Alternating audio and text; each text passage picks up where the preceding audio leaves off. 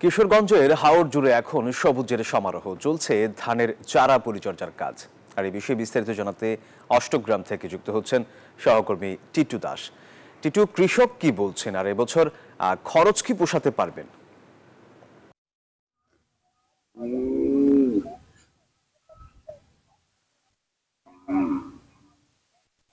ফয়সাল, আমি এখন আছি কিশোরগঞ্জের অষ্টগ্রাম হাওরের দেওঘর ইউনিয়নের যে হাওর আছে সেই হাওরে আছি।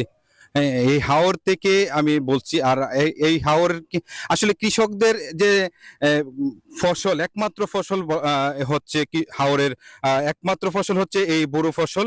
এই বোরো ফসলকে ঘিরেই হাওরের কৃষকদের একটা স্বপ্ন যে বছর জুড়ে যে কৃষকদের যে চলাচলের বা মানে খরচের যে বিষয়টা থাকে, এই খরচের বিষয় সহ হাওরবাসীর যে এক একটা পরিবারের স্বপ্ন এবং কারো সন্তানের লেখাপড়ার খরচ, কারো কন্যাকে বিয়ে দিয়ে সংসারী করার যে খরচ, এই সবই এই এই হাওরকে ঘিরেই সবকিছু হয়ে থাকে।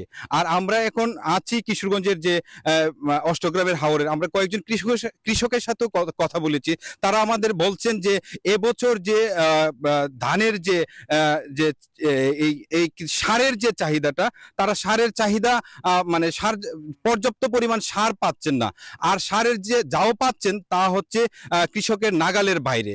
তারা বলছেন যে যে ইউরিয়া যে সার মাঝে মাঝে সেটা ছিল 1050 টাকা, কিন্তু এখন এটা হয়ে যাচ্ছে 1400-1500 টাকা হয়ে যাচ্ছে। তারা বলছেন যে এইভাবে যদি চলে তাহলে তো তাদের যে ফসল গড়ে তোলার যে স্বপ্ন, তারা এটা বাধাগ্রস্ত হবে। আর তারা বলছেন যে যদি পানি 2017 সালে, আপনি জানেন যে 2017 সালে যে পানির যখন আসছিল তখন হাওর পুরো তলিয়ে গিয়েছিল, তখন তারা একমাত্র ফসল তারা গড়ে তুলতে পারেনি।